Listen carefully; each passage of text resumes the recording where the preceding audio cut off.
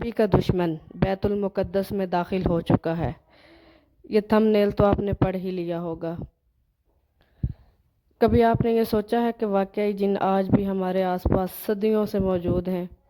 کیا کوئی ایسا جن ہو سکتا ہے جو ہزاروں سال سے قید اور رہائی کی تلاش میں ہو؟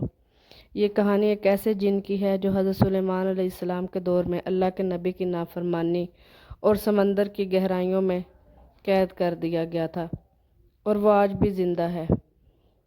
حضرت سلیمان کو اللہ تعالیٰ نے بے مثال بادشاہی عطا کی۔ انسان، جن، پرندے، ہوا سب ان کے حکم کے تابع تھے۔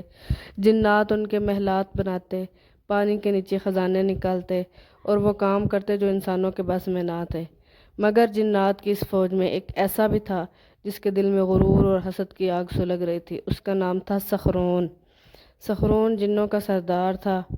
سخرون عام جن نہ تھا، وہ علم سحر، قدیم طلسم اور پوشیدہ قوتوں کا ماہر تھا۔ کئی دوسرے جن اس سے خوف کھاتے تھے، مگر وہ دل ہی دل میں حضرت سلیمان سے نفرت کرتا تھا۔ ایک رات جب آسمان پر بادل چھا چکے تھے، سخرون نے ایک خاص جن ساتھیوں کو بلایا اور کہا، ہم جنات ہیں، آگ سے بنے ہوئے ہیں۔ حضرت سلیمان ہمیں حکم دیتے ہیں، کیا تم اس ذلت کو مزید برداشت کر لو گے؟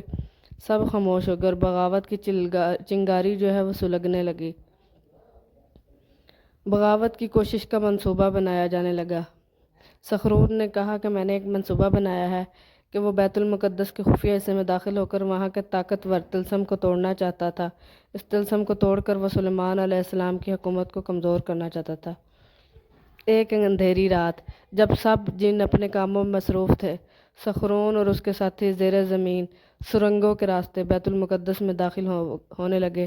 وہ جیسے ہی دروازے کے قریب پہنچے، اچانک زلزلہ آیا، آسمان سے بجلی گری اور آواز آئی، یہ میرے نبی کا مقام ہے، کسی ظالم کو گزرنے کی اجازت نہیں۔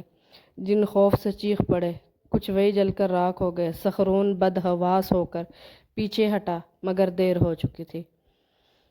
قید کی سزا حضرت سلیمان علیہ السلام کو ساری خبر وحی کے ذریعے ملی۔ انہوں نے اللہ کے حکم سے سخرون کو حاضر کروایا، تانبے کی زنجیروں سے اسے باندھا گیا، ایک وزنی مہر شدہ تابوت میں بند کر دیا گیا۔ پھر اس تابوت کو سمندر کی گہرائیوں میں ایک ایسے مقام پر پھینک دیا گیا جہاں کوئی انسان یا جن پہنچ نہیں سکتا۔ کہا جاتا ہے کہ وہ تابوت آج بھی بحر الکاہل کے نیچے موجود ہے۔ کبھی کبھی کچھ غوطہ خور دعویٰ کرتے ہیں کہ انہوں نے نیچے کسی عجیب شے کو چمکتے دیکھا ہے اور زنجیروں کی آواز سنی ہے، لیکن کیا سخرون آج بھی زندہ ہے؟ کیا وہ رہائی کی تلاش میں ہے یا وہ قیامت تک قید رہے گا؟ یہ سوال آج بھی معلق ہے، مگر ایک بات طے ہے، جو اللہ کے نبی کی نافرمانی کرے گا اس کا انجام عبرتناک ہوتا ہے۔